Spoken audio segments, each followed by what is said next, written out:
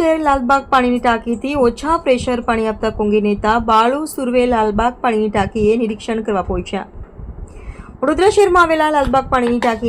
ટાંકીમાં પાણીનું level maintain ન કરતા વોર્ડ નંબર 13ના વિસ્તારમાં ઓછા પ્રેશર પાણી આપવાની ફરિયાદો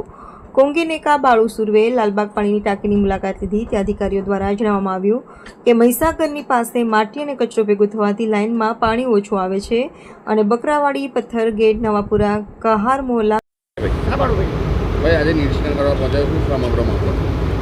આજે અમે લાલબાગ ટાંકી પર નિરીક્ષણ કરવા આવ્યા છે કે અમારા વિસ્તારમાં છેલ્લા 6 થી 7 દિવસથી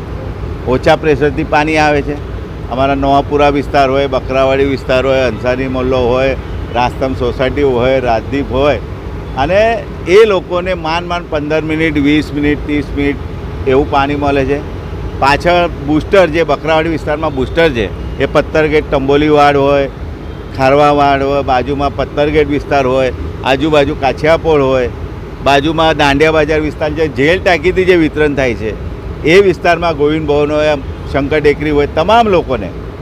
અમે જે રજૂઆત કરી તો અમને એવું કહેવામાં આવે છે ખરેખર આ પાણી વિતરણ છોડવાના સમયે 13 ફૂટ 14 ફૂટ પાણી સમમાં હોવું જોઈએ, પછી એ વિતરણ કરવાનું હોય, પણ માંડ 9 ફૂટ 9.5 ફૂટ 10 ફૂટ એટલું હોય ને છોડી દેવામાં આવે એટલે લોકોને માંડ 15 મિનિટ, 20 મિનિટ, અડધો કલાક એવું પાણી મળે છે। એના લીધે વારંવાર રજૂઆતો કરી છે જે તે અધિકારી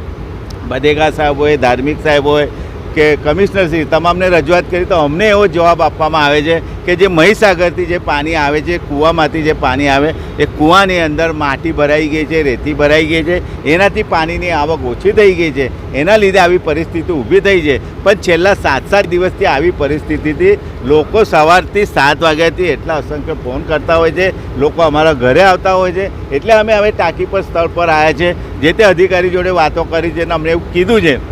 વહેલી તકે કામગીરી કરીશું। પણ 7 દિવસથી લોકો પાણીથી વંચિત રહે। સ્માર્ટ સિટીની વાતો કરો છો, સ્કારા સિસ્ટમમાં 150-200 કરોડ રૂપિયા ખર્ચો કર્યા છે તો એ કઈ ગયા? એટલે એમાં બી ભ્રષ્ટાચાર છે એવું લાગી આવે છે। તો અમારી એવી માગણી છે કે લોકોને અને આ જે લાલબાગ ટાંકીથી 7 ઝોનમાં એટલે એક ઝોનમાં 40-50 હજાર લોકોને પાણીનું વિતરણ થાય, એવા 7 ઝોનમાં પાણી જતું હોય તો કેટલા લોકોને પાણી ઓછું મળે છે। એટલે વહેલી તકે પૂરતા પ્રેશરથી લોકોને પાણી મળે એવી અમારી ને વિસ્તારના લોકોની માંગ।